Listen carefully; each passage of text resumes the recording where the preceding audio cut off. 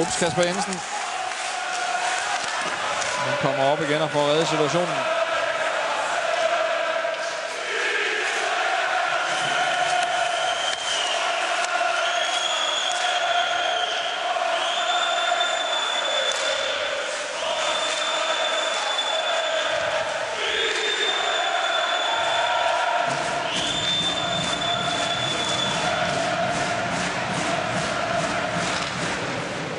Vi har sagt det mange gange igennem årene, men vi gør det gerne igen. Altså når de der tilskuere ned bag mål, lige nu ned bag Nikolaj Henriksen, når de rykker på sig i Esbjerg, og når der står noget på spil, så er det altså en god hjemmebane. Her var det jo sang nærmest som i Premier League. Ja, det er altså den ende af tribunen, han har virkelig gjort det svært for rigtig mange modstandere gennem tiderne.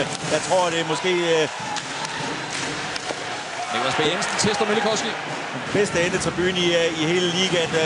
Knap 1000 mennesker kan der stå bag målet. Og lægger et voldsomt pres på modstanderholdene.